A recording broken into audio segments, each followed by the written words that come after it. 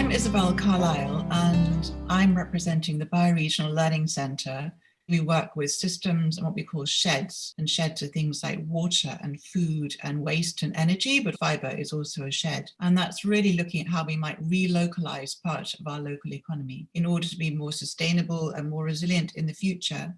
And we were invited by Bounce Beyond to map one of the systems inside South Devon. I'm Emma Haig, founding director of South West England Fibreshed, and it's in the last year and a half that we've really gained momentum in our activities and connected with the Bioregional Learning Centre. I'm Paula Walton, and I was working on various wool projects, one hutful and one change in one. I am now working as a sort of advisory capacity with Emma to support her in the work she's doing. One of the huge benefits of having the offer from Bounce Beyond was to understand how, if you use a mapping process, to really look at a system and see what the connections are in the system and where the gaps are and where the opportunities are, how that might shift that system further forward.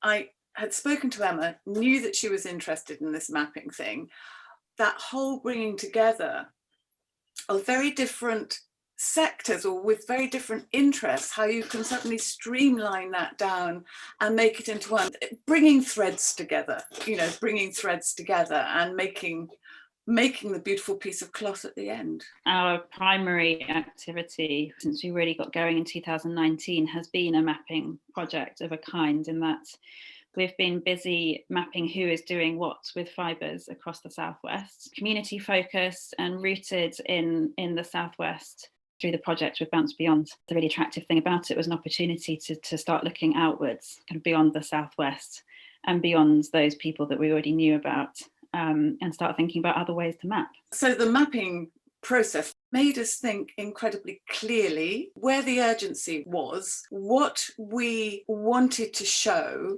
also the strengths and the weaknesses of the whole fibre system in the Southwest. It acted as a catalyst, really, for all of us to work together on underlining what we're missing in the Southwest through the fibre industry. So having the opportunity to work with the OCAD student group, one of the surprise benefits really was having a group who is not part of this community or that's engaged with fibres or fashion, reinterpret what we're doing and put it into their own words, almost create a new language around it that we see as having really great potential at helping us share the contents of it with a wider audience and with a wider network of funders or investment stakeholders. It's given us a different language to be able to communicate what Fibreshed is and how it fits with the bioregional model of production and how it connects with other systems of production. We were very interested in just understanding the circular economy that might be possible through looking into the workings of a system. We also wanted to understand how the fibre system interacted with surrounding systems like water and energy and transport and food and soil. So for us, the making of the map was really an opportunity to look at the bigger picture, the strengths within the industry, but also the weaknesses, how the processing works and the different actors involved, also where we have gaps in processing and processing infrastructure.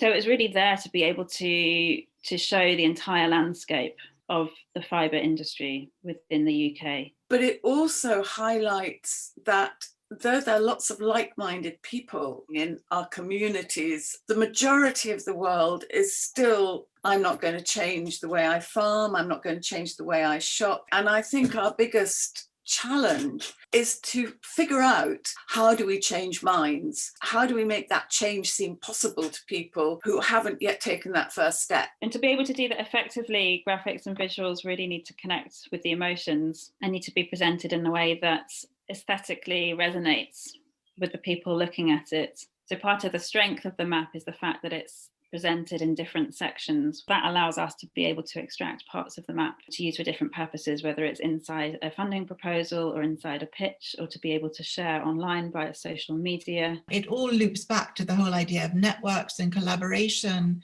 and how information is flowing between these networks and collaborators, between sectors that don't normally talk to each other. Even the map is working collaboratively with other things that are within Fibreshed. There's a film, there's podcasts coming out, listening to those people speaking, then seeing a visual on a map. It all comes together, bringing to light points about the fibre industry, like where do your clothes come from, who grows your fibre, and gives the whole a lot more oomph and does start to really touch on people's emotions. Something that is in a way less emotionally charged, like a map, where someone can go and look at something and yet it's touching them. That really means something to me. And then they will go away and do something about it to change without them feeling they're being pressurized into it.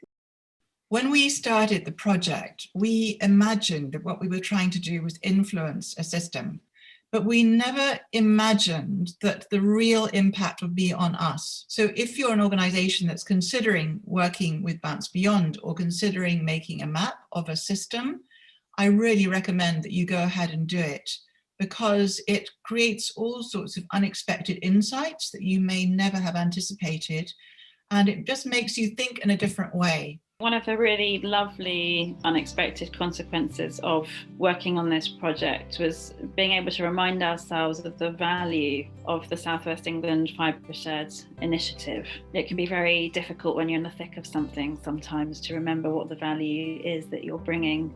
And actually working on this project with a group of students who had very little to do with Fibreshed previously or fibres and fashion as an industry was a really valuable exercise just in remembering the value that it brings, especially in the face of fast fashion.